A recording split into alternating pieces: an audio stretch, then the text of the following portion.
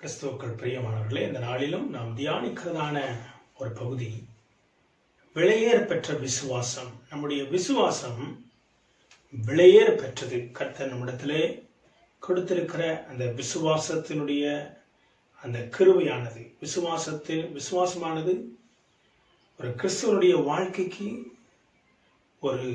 ஒரு இன்றியமையாத முக்கியமான ஒரு பகுதியாக மாறுகிறது.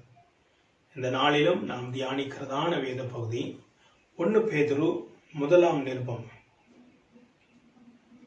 அதிலே 1 அதிகாரம் 7 வசனத்தை நான் உங்களுக்காக வாசிக்கிறேன். அழிந்து போகிற பொன் அக்னியினாலே சோதிக்கப்படும், அதை பார்க்கிலும் விலையேற பெற்றதாயிருக்கிற உங்கள் விசுவாசம் சோதிக்கப்பட்டு இயேசு கிறிஸ்து வெளிப்படும் போது உங்களுக்கு புகழ்ச்சியும் கனமும் மகிமையும் உண்டாக காணப்படும். அல்லேலூயா. வெளியேற பெற்ற விசுவாசம் நமக்குள் ஆண்டவர் கொடுத்திருக்கிறது. ஒரு வெளியேற பெற்ற விசுவாசம். சில நேரங்களில் நமக்கு அந்த விசுவாசத்தினுடைய விலை மதிப்பு தெரியாமல் இருக்கலாம். ரட்சிக்கப்பட்டோம், ஏதோ ஒரு காரணத்தால் ஆண்டவராய் இயேசு கிறிஸ்துவை ஏற்றுக்கொண்டிருப்போம், அவருடைய சொந்த பிள்ளையாக நாம் வாழ்ந்து கொண்டிருக்கிறோம். ஆனால் நமக்குள் காணப்படுகிற அந்த விசுவாசம், நமக்குள் ஆண்டவர் கொடுத்திருக்கிற அந்த விசுவாசத்தினுடைய அளவுகோல், அது எவ்வளவு பெரியது என்றும் எவ்வளவு அது முக்கியமானது என்றும் சில நேரங்களில் நாம் யாரும் அதை நினைத்து பார்ப்பது கிடையாது. ஒருவேளை நமக்கு ஒரு பிரச்சனைகள் வரும் பொழுது, இல்லாவிட்டால் வியாதி வரும் பொழுது, ஒரு போராட்டம் வரும் பொழுது தான் ஜெபத்தின் வழியாகத்தான் அந்த விசுவாசத்தை நாம் பார்க்கிறோம். ஜெபத்தின் வழியாகவே அந்த விசுவாசத்தை நாம் உணர்கிறோம். நான் இப்படி ஜெபித்தேன், அதனால் கர்த்தர் என் ஜெபத்தை கேட்டு எனக்கு ஒரு பதிலை கொடுத்திருக்கிறார். அது விசுவாசத்தினுடைய பதில். ஆனால் விசுவாசம் ஒரு மனிதனுக்குள்ளாக எவ்வளவு விலையேற பெற்றதா இருக்கிறது என்பது நம்மில் அநேகருக்கு அது தெரியாது. ஆனால் கர்த்தருடைய வசனம் சொல்கிறது, அழிந்து போகிற பொன் அக்கினியினாலே சோதிக்கப்படும். வேதம் அதை ஒரு தங்கத்தை, ஒரு பொன்னை அழிந்து போகிற பொருள் என்று சொல்லப்படுகிறது. ஒரு தங்கம் இந்த நாட்களில் உலகத்து முழுவதுமாய் நாம் விலையேற பெற்றதாய் ஒன்று இருக்குமானால் அது தங்கம். தங்கம் இன்னைக்கு தங்கத்தை யாரும் விலை மதிப்பற்ற ஒரு பொருளாக எண்ணாமல் விலை மதிப்பு உள்ள ஒரு பொன்னாகவே அதை நாம் மதிக்கிறோம். அதற்கு ஒரு முக்கியத்துவத்தை கொடுக்கிறோம். அந்த தங்கத்துக்கு ஒரு பாதுகாப்பை கொடுக்கிறோம். அதை நம்பி அநேகருடைய வாழ்க்கையும் இருக்கிறது. ஆனால் கர்த்தருடைய வசனம் சொல்லுகிறது, அழிந்து போகிற பொன் என்று சொல்லப்பட்டிருக்கு. இந்த உலகத்துல ஒருவேளை இந்த பொன்னானது நமக்கு முக்கியமான ஒரு பொருளாயிருக்கலாம். இல்லாவிட்டால் இந்த பொன்னானது நம்முடைய வாழ்க்கையில, இந்த தங்கமானது நம்முடைய வாழ்க்கையில ஒரு அத்தியாவசியமான சூழ்நிலைகளை நமக்கு சில நேரங்களில் சாதகமாய் ஆக்குகிற ஒரு பொருளாக நாம் அதை மதிப்பிடலாம்.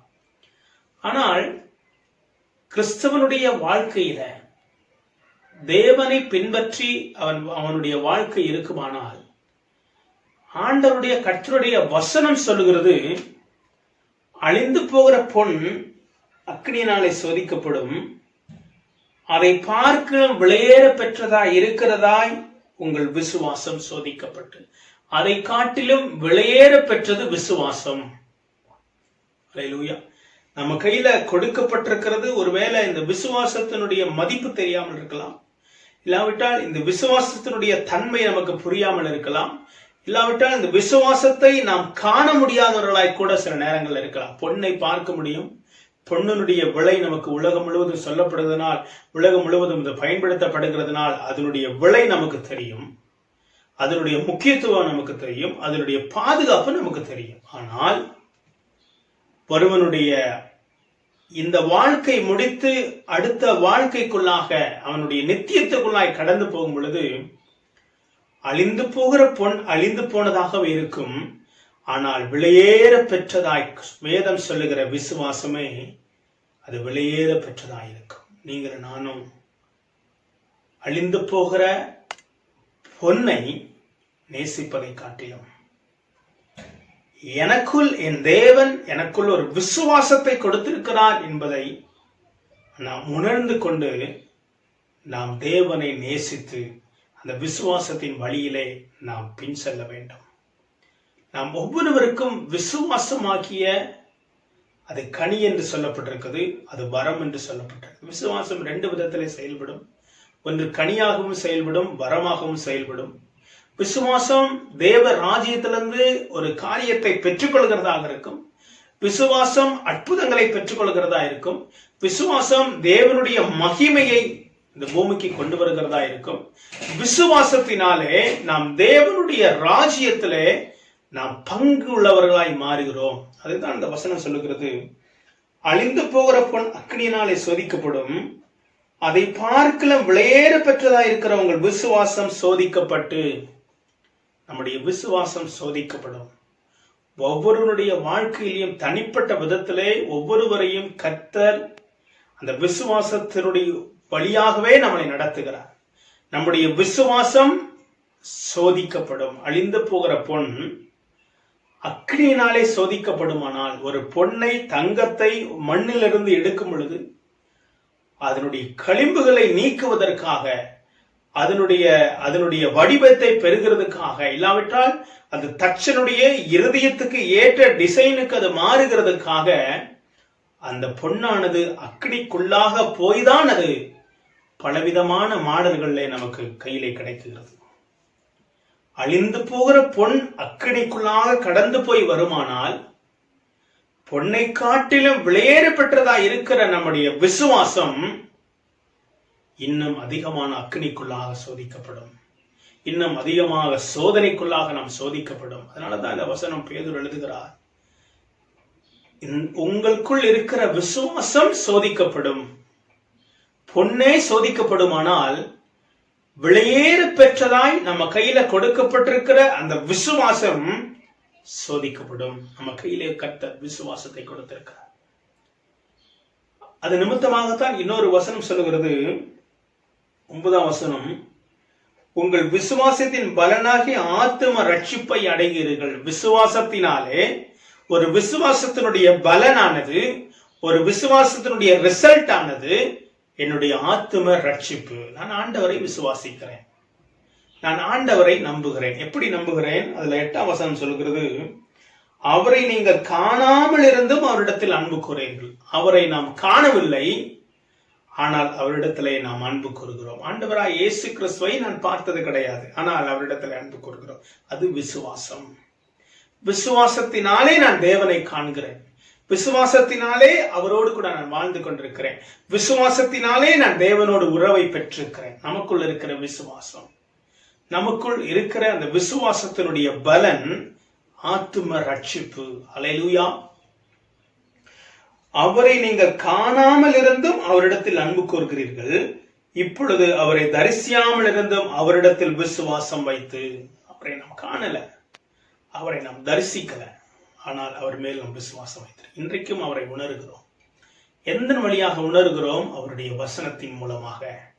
அவர் வாயிலிருந்து புறப்பட்ட வார்த்தையை நான் விசுவாசிக்கிறபடினால், அவருடைய வார்த்தை எழுதப்பட்டிருக்கிற வார்த்தைகளை நான் நம்பி என்னுடைய ஜீவியத்தை நான் வாழ்ந்து கொண்டிருக்கிறபடினால், அந்த விசுவாசமே என்னுடைய ஆத்தும ரட்சிப்பு. அந்த விசுவாசமே என்னுடைய ஆத்மாவுக்கு ரட்சிப்பை கொண்டு வருகிறது. தான் நீங்க பாத்தீங்கன்னா, அவரை தரிசியாமல் இருந்தும் அவரிடத்தில் விசுவாசம் வைத்து சொல்லி முடியாது மகிமையால் நிறைந்ததுமாயிருக்கிற சந்தோஷம் உள்ளவர்களாய் களி கூர்ந்து. அதுதான் இந்த விசுவாசம். ஆண்டவரை துதிக்கும் பொழுது சந்தோஷம், அவருடைய பிரசனத்தை உணரும் போது சந்தோஷம், அவருடைய ஆலயத்துக்கு போகும்போது சந்தோஷம், கர்த்தருடைய பிள்ளைகளை ஒன்றாய் பார்க்கும் போது சந்தோஷம், பரலோக ராஜ்யத்தை காத்திருந்து கடந்து போகிறது ஒரு சந்தோஷம். இந்த நாட்களிலே எங்கு பார்த்தாலும் மரண செய்தியை கேள்விப்படுகிறோம். எங்கு பார்த்தாலும் கவலைகள், போராட்டங்கள், நிந்தனைகள், நெருக்கங்கள், கண்ணீர்கள் எங்கு பார்த்தாலும் இருக்கிறது. ஆனால் விசுவாசம் ஒன்றுதான் நம்மளை தைரியப்படுத்துகிறது. அந்த விசுவாசம் ஒன்றுதான் நம்மளை பலப்படுத்துகிறது. அந்த விசுவாசம் தான் தேவனிடத்திலே நமக்கு நமக்கு விடுதலையை பெற்று தருகிறது. அந்த விசுவாசம் தான் தேவனிடத்திலே நாம் நம்பிக்கை கொண்டிருக்க செய்கிறது. அந்த விசுவாசத்துல தான் நாம் தைரியத்தை பெற்றுக் கொள்கிறோம். அந்த விசுவாசத்துல தான் நாம் சுகத்தை கண்டடைகிறோம். எல்லாம் விசுவாசம், ஆண்டவர் மேல நாம் வைத்திருக்கிற விசுவாசம். ஆனா வசனம் சொல்கிறது, அந்த விசுவாசம் சோதிக்கப்படும். எப்படி சோதிக்கப்படும்? பிரச்சனைகளோடாக நாம் போகும் பொழுது, பாடுகளின் வழியாக போகும் பொழுது, கண்ணீரின் வழியாக போகும் பொழுது நம்முடைய விசுவாசம் சில நேரங்களில் சோதிக்கப்படும். சில நேரங்களில் நம்முடைய விசுவாசம் பரீட்சிக்கப்படும். நான் எவ்வளவு தூரம் ஆண்டவரை விசுவாசிக்கிறேன்? எல்லாம் நல்லா இருக்கும் போது ஆண்டவரை விசுவாசிக்கிறது நன்றாய் இருக்கும். ஆனால் ஒரு சோதனையின் வழியாக, ஒரு பாடுகளின் வழியாக, ஒரு கண்ணீரின் வழியாக அந்த விசுவாசத்தை கொண்டு கடந்து போகும் பொழுதுதான் உண்மையிலேயே நான் என்னுடைய விசுவாசம் எவ்வளவு உள்ளது, நான் எவ்வளவு தூரம் நான் விசுவாசம் உள்ளவனாய் இருக்கிறேன் என்பது ஒரு பிரச்சனையின் ஊடாக நான் போகும் பொழுதுதான், ஒரு பிரச்சனையில என்னுடைய வாழ்க்கையை நடத்தும் போது மட்டும்தான் அது எனக்கு தெரியும். என் விசுவாசத்தினுடைய அளவுகோல் எவ்வளவு, என்னுடைய விசுவாசத்தினுடைய திறன் எவ்வளவு, நான் எவ்வளவு ஆண்டவரை விசுவாசிக்கிறேன், அது அப்பொழுதுதான் தெரியும். ஆனால் தான் வசனம் சொல்கிறது, விலையேற பெற்றதா இருக்கிறவங்க விசுவாசம் சோதிக்கப்படும். ஆனால் விசுவாசம் சோதிக்கப்படும். ஆனா சோதிக்கப்படும் போது ரிசல்ட் என்னதான்? இயேசு கிறிஸ்து வெளிப்படும் பொழுது உங்களுக்கு புகழ்ச்சியும் கனமும் மகிமையும் உண்டாக காணப்படும். எப்பொழுது? ஒவ்வொரு பாடுகளின் வழியாக விசுவாசத்தை கொண்டு நாம் முன்னேறும் பொழுது, ஒவ்வொரு கண்ணீரின் பாதையையும் விசுவாசத்தினாலே அந்த கண்ணீரை துடைக்கும் பொழுது, ஒவ்வொரு சுகத்தையும் நாம் விசுவாசத்தினாலே அந்த சுகங்களை பெற்றுக்கொள்ளும் பொழுது, விசுவாசத்தினாலே தேவனுடைய பிள்ளையாக நாம் வாழும் பொழுது, அந்த விசுவாசம் நமக்கு கொடுக்கப்பட்டிருக்கிற விசுவாசம் அது ஒரு கணத்தை நமக்கு கொடுக்கிறது, அது ஒரு மகிமையை நமக்கு கொடுக்கிறது, அது ஒரு புகழ்ச்சியை நமக்கு கொடுக்கிறது. அல்லேலூயா! விசுவாசம் நமக்கு ரொம்ப முக்கியம். நாம் பாடுகளின் வழியாக எல்லா நாட்களில் எங்க பார்த்தாலும் வேதனைகள் நிறைந்த செய்திகளை கேள்விப்படுகிறோம், துக்கமான செய்திகளை கேள்விப்படுகிறோம். இந்த நாட்கள்ல நாம் விசுவாசத்தை விட்டுவிடக்கூடாது. விசுவாசத்தோடு கூட தைரியத்தை நாம் பெற்றுக்கொள்ள வேண்டும். விசுவாசத்தை ஆணித்தரமாக நம்முடைய வாழ்க்கையில இணைந்து கொள்ள வேண்டும். அதுதான் இந்த துச்சங்களை நாம் கலங்கி போகாதபடிக்கு நாம் தைரியம் படுத்துகிறது. அந்த விசுவாசமே, விசுவாசம் நம்முடைய வாழ்க்கையில ரொம்ப முக்கியம். அல்லேலூயா!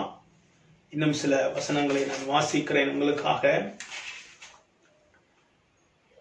2 தீமோத்தேயு 3ஆம் அதிகாரம் 1ஆம் வசனத்தை நான் வாசிக்கிறேன்.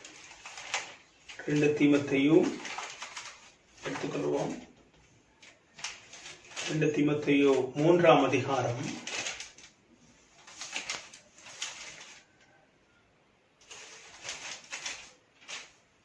அதிலே 11ஆம் வசனத்தை நான் வாசிக்கிறேன். அந்தியோகியா, இக்கோனியா, லீஸ்திரா என்னும் பட்டணங்களிலும் எனக்கு உண்டான துன்பங்களையும் பாடுகளையும் நன்றாய் அறிந்திருக்கிறாய். எவ்வளவோ துன்பங்களை சகித்தேன்.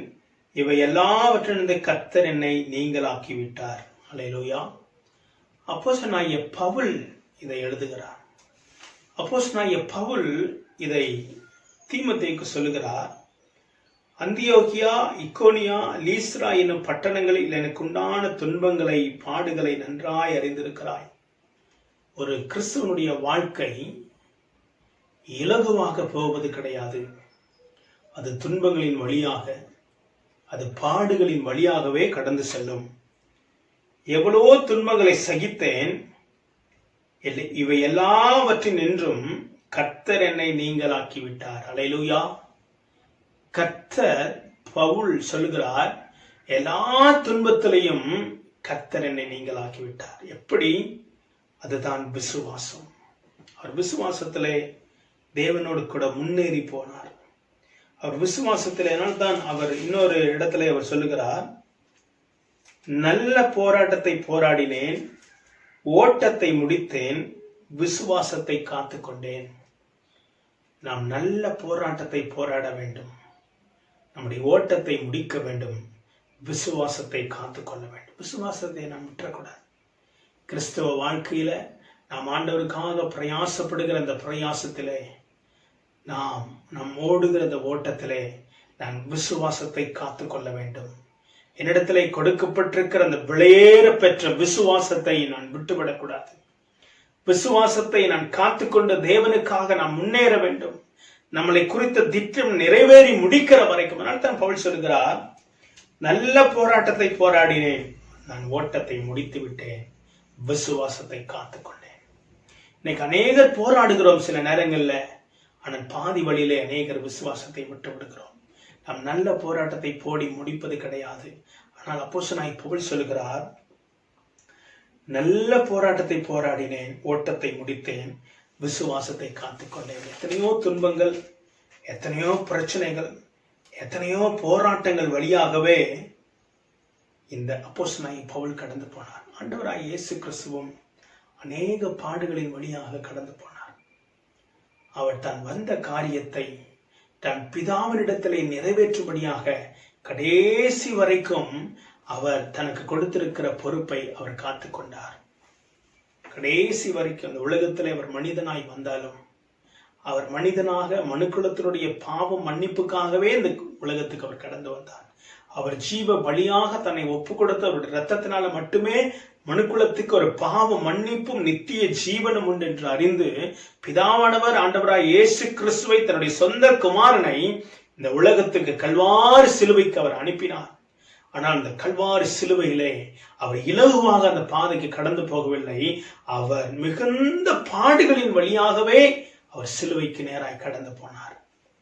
அவர் கடைசி மட்டும் அநேக இடங்களிலே ஆண்டவரை தவறுதலாய் பேசுகிற ஒரு கூட்டம், குற்றம் கண்டுபிடிக்கிற ஒரு கூட்டம், தன்னுடைய பாதையை மாற்றுகிற ஒரு கூட்டம். ஆனாலும் இரவு பகலாக பிதாவையே சார்ந்திருந்தார். இரவு பகலாக பிதாவையே நோக்கி கூப்பிட்டார். கடைசி நேரத்துல கெத்செமனே தோட்டத்திலே போய் கூட அவர் ஜெபிக்கிறார், பிதாவே இந்த பாத்திரம் உம்முடைய சித்தத்தின்படியே நடக்கணும்ப்பா, என்னுடைய சித்தத்தின்படி ஏதாவது நடந்துடக்கூடாது. கடைசி வரைக்கும் தன் பிதாவையே அவர் நோக்கி பார்த்தார். நீங்களும் நானும் இந்த விசுவாசத்தின் ஓட்டத்துல நமக்கு முன் வைத்திருக்கிற அந்த விசுவாச ஓட்டத்தை நாம் நிதானமாக ஓட வேண்டும் என்று சொல்லி வேதவசனம் சொல்லுகிறது. நமக்கு நியமித்திருக்கிற ஓட்டத்துல பொறுமையோடு இயேசு கிறிஸ்துவை நோக்கி நாம் ஓட வேண்டும். ஏனென்று சொன்னால் விசுவாசத்தை துவக்கினவரும் இயேசு கிறிஸ்து, விசுவாசத்திலே என்னிலே முடிக்கிறவரும் நம்மிலே முடிக்கிறவரும் ஆண்டவராகிய இயேசு கிறிஸ்து. விசுவாசத்தை நாம் காத்துக்கொள்ள வேண்டும். விசுவாசத்திலே நான் பொறுமையாக ஓட வேண்டும். விசுவாசத்திலே இயேசு கிறிஸ்துவை நோக்கி ஓட வேண்டும். விசுவாசத்திலே எனக்கு நியமித்திருக்கிற ஓட்டத்திலே நாம் ஓட வேண்டும். வேற ஓட்டத்துல ஓடிடக்கூடாது. நமக்கு நியமிக்கப்பட்டிருக்கிற ஓட்டம். எனக்கு ஒரு ட்ராக் ஆண்டவர் கொடுத்திருக்கிறார். என்னுடைய வாழ்க்கையிலே எனக்கு ஒரு ட்ராக்கை கொடுத்திருக்கிறார். எனக்கு ஒரு பாதையை கர்த்தர் கொடுத்திருக்கிறார். அந்த பாதையிலேயே என் ஓட்டம் இருக்க வேண்டும். எப்படி வேணாலும் என்னுடைய ஓட்டத்தை ஓடிவிட முடியாது. தேவன் நம் ஒவ்வொருவருக்கும் கொடுக்கப்பட்டிருக்கிற பாதை முக்கியம். கிறிஸ்துவ வாழ்க்கையானது எப்படி வேணாலும் வாழ்ந்து விடலாம் என்று வாழ்க்கை அல்ல, இப்படிதான் வாழ வேண்டும் என்று சொல்லி வாழ்க்கையின் நெறிமுறைகளை வேதம் நமக்கு கற்றுக் கொடுக்கிறது. அதுதான் நீங்க 1 பேதுருக்கு வருவீர்களானால் 1 பேதுருவிலே அவர் இப்படி சொல்லுகிறார்,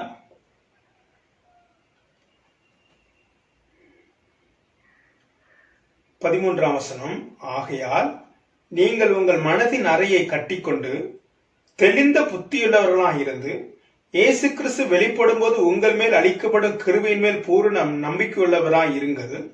நீங்கள் முன்னே உங்கள் அறியாமையினாலே கொண்டிருந்த இச்சையின்படி நடவாமல் கீழ்ப்படுகிற பிள்ளைகளாய் இருந்து உங்களை அழைத்தவர் பரிசுத்தராய் இருக்கிறது போல நீங்களும் உங்கள் நடக்கைகள் எல்லாவற்றிலும் பரிசுத்தராய் இருங்கள். நான் பரிசுத்தர், ஆகையால் நீங்களும் பரிசுத்தராய் இருங்கள் என்று எழுதியிருக்கிறது. நாம் பரிசுத்தவான்களாக அழைக்கப்பட்டிருக்கிறோம். பரிசுத்த மனவாட்டியாக அழைக்கப்பட்டிருக்கிறோம். பரிசுத்த ஜனமாக அழைக்கப்பட்டிருக்கிறோம். பரிசுத்த சந்ததியாக அழைக்கப்பட்டிருக்கிறோம். பரிசுத்த பிள்ளையாக நாம் அழைக்கப்பட்டிருக்கிறோம். அல்லேலூயா. கிறிஸ்துவ வாழ்க்கையானது, நம்முடைய விசுவாச ஓட்டமானது அது பரிசுத்தம் நிறைந்த ஓட்டமாக இருக்க வேண்டும். தனக்கு நியமித்திருக்கிற ஓட்டமாக இருக்க வேண்டும். தேவன் மேல் நம்பிக்கை வைத்த ஓட்டமாக இருக்க வேண்டும் என்று சொல்லி நம் வேதம் நமக்கு வழிகாட்டுகிறது. இன்றும் ஒரு சில வசனங்களை நான் மறுபடியுமாய் நான் உங்களுக்கு வாசிக்கிறேன்.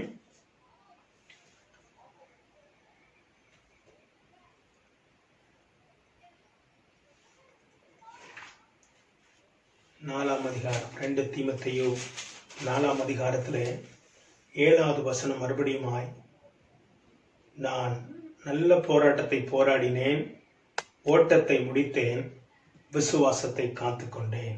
அல்லேலூயா. நல்ல போராட்டத்தை நாம் போராட வேண்டும்.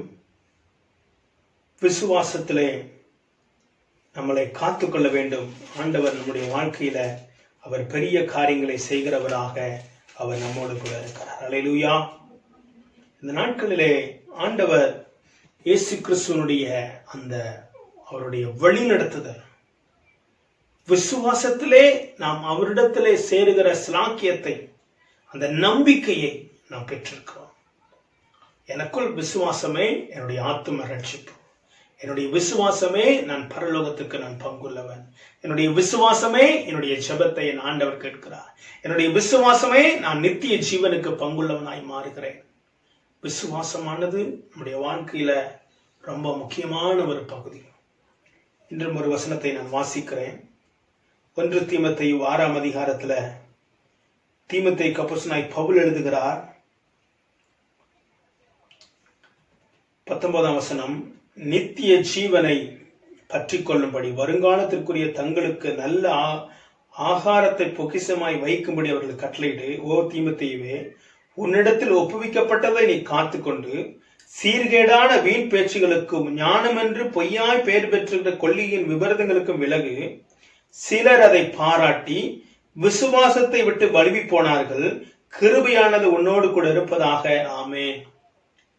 விசுவாசத்தை விட்டு வழுவி போகிற ஒரு தருணம் இந்த உலகத்தில் இருக்கிறது. விசுவாசத்துக்கு மாறான வழிகாட்டுதல் இந்த உலகத்தில் இருக்கிறது. அப்போஸ்தலனாய் பவுல் தீமோத்தேயுக்கு அவர் எழுதுகிறார். அநேக காரியங்களினால, எப்படிப்பட்ட காரியங்களா?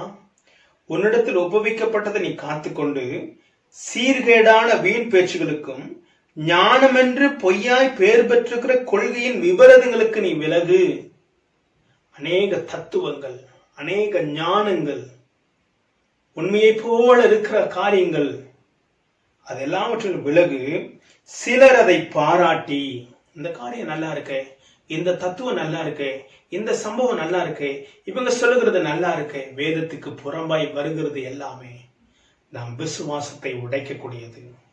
வேதத்துக்கு புறம்பாகவே நாம் வழிகாட்டுகிறது எல்லாமே விசுவாசத்துக்கு எதிரானது.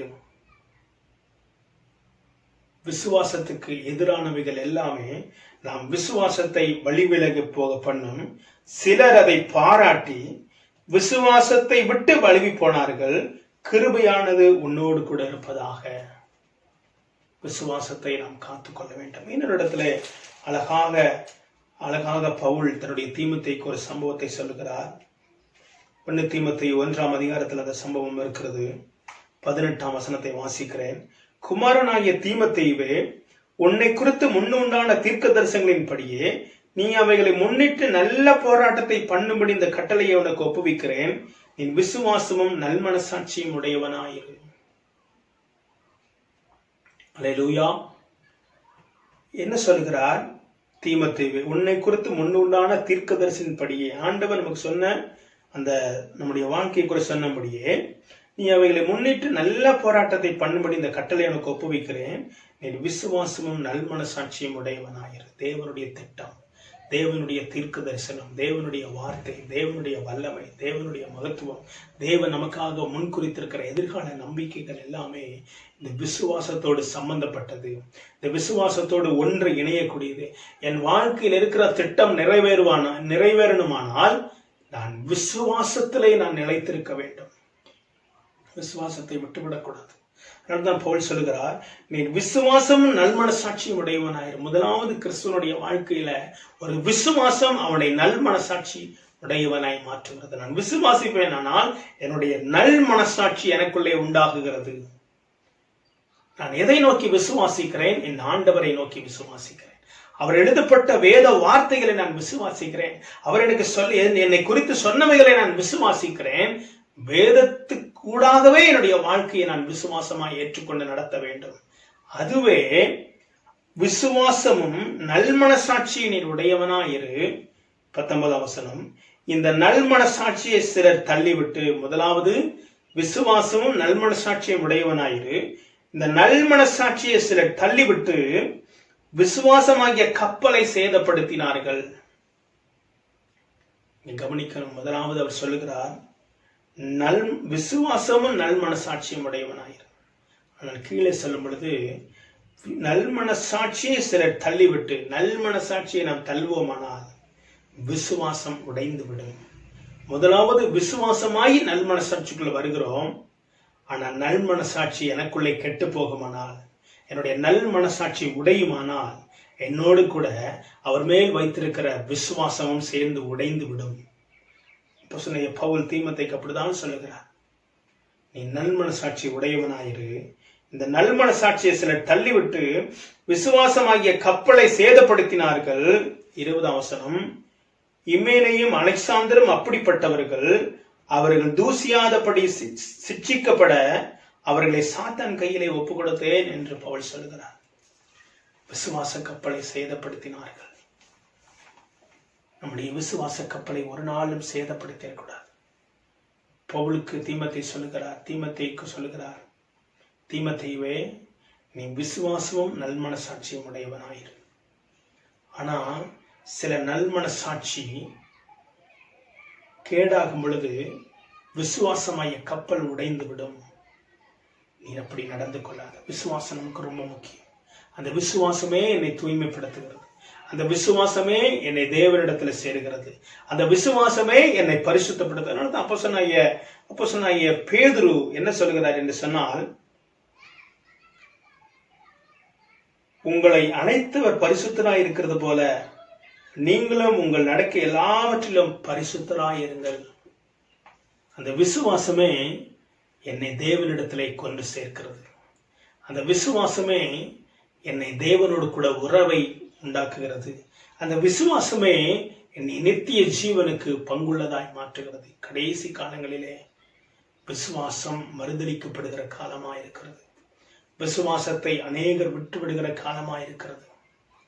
அருமையான கர்த்தருடைய பிள்ளைகளே, நீங்களும் நானும் நமக்கு கொடுக்கப்பட்டிருக்கிற விசுவாசத்தை சேதப்படுத்திடக்கூடாது.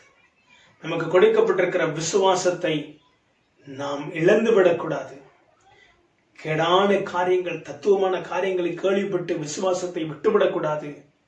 நாம் ஆண்டுடைய சத்தத்துக்கு நாம் செவி கொடுக்க வேண்டும். பரிசுத்தத்திலே நாம் விசுவாசத்தை காத்துக்கொள்ள வேண்டும். ஏனால் அநேக உபத்திரவத்தின் வழியாகவே பவுல் போனார். பவுல் சொல்லுகிறார், நான் என்னுடைய ஓட்டத்தை நான் முடித்து விட்டேன், என்னுடைய விசுவாசத்தை நான் காத்துக்கொண்டேன். நீங்கள் நானும் இந்த உலக வாழ்க்கையில இயேசு கிறிஸ்துவை நோக்கி, பரலோகத்தை நோக்கி, நித்தியத்தை நோக்கி ஓடுகிற இந்த ஓட்டத்துல விசுவாசமாகிய ஒரு கருவி நமக்கு ரொம்ப முக்கியம். அதுவே என்னை பரலோகம் கொண்டு சேர்க்கிறது. அந்த விசுவாசமே எனக்கு ஆத்தும ரட்சிப்பை அடைய செய்கிறது. விசுவாசம் கடைசி வரைக்கும் ஒரு பரிசுத்தவானுக்கு, ஒரு பரிசுத்தவாட்டிக்கு தேவை. அந்த விசுவாசத்தினாலே நாம் நித்தியத்தை நோக்கி முன்னேறுகிறோம். ஞான கர்த்தருடைய பிள்ளைகளே, இந்த காலம் மிகவும் கொடியதான காலம். இந்த காலம் வெறும் வேதனை நிறைந்த காலத்துக்குள்ளாய் கடந்து போய் கொண்டிருக்கிறோம். எங்கு பார்த்தாலும் சூழ்நிலைகள் மிகவும் மோசமாய் கொண்டே இருக்கிறது. விசுவாசத்தை விட்டுவிடக்கூடாது. நம்பிக்கையை விட்டுவிடக்கூடாது. தேவன் மேல் வைத்திருக்கிற பாதையை விட்டுவிடக்கூடாது. என்னுடைய விசுவாசம் சோதனைக்குள்ளாக நான் கடந்து போகும்போது ஆண்டவர் என்னை பொன்னாக அவர் மாற பண்ணுகிறார். அவர் என்னை பொன்னாக விளங்க பண்ணுகிறார். அந்த விசுவாசம் அவருடைய வரும் பொழுது எனக்கு புகழ்ச்சியும் கனத்தையும் மகிமையும் கொண்டு வருகிறது. விசுவாசத்தை விட்டுவிடாமல், தேவனை மறுதலித்து விடாமல் கடைசி வரைக்கும் நாம் கர்த்தரை நோக்கி முன்னேறுவோம். கர்த்தர் உங்களை ஆசீர்வதிப்பாராக. ஆமென். அல்லேலூயா. இந்த செய்தியை கேட்கிற ஒவ்வொருவரையும் ஆசீர்வதிங்கப்பா. விசுவாசத்தை விட்டு விடாதபடி ஆண்டவரே, இந்த கடைசி நாட்கள்ல ஒரு தடுமாறுகிற காலமா இருக்கிறபடினால் ஆண்டவரே, இந்த விசுவாசத்தை தடுமாறாதபடி, இந்த விசுவாசத்திலே ஆண்டவரே நாங்கள் யாராவது விசுவாசத்தை விட்டு விடாதபடி நித்திய ஜீவனுக்கு பங்குள்ளவர்களாய் மாற, விசுவாசத்தை காத்துக்கொள்ள எங்கள் எல்லாருக்கும் கிருபை தாரும் ஆண்டவரே. இந்த செய்தியை கேட்கிற ஒவ்வொருவருக்கும் விசுவாசத்தை காத்துக்கொள்கிற இருதயத்தையும் சிந்தையும் தாரும் ஆண்டவரே. உன்னுடைய கரத்தில் ஒப்புக் கொடுக்கிறோம். காத்துக்கொள்ளும் ஆசீர்வதியும். இயேசுவின் மூலம் ஜெபிக்கிறோம் நல்ல தகப்பனே.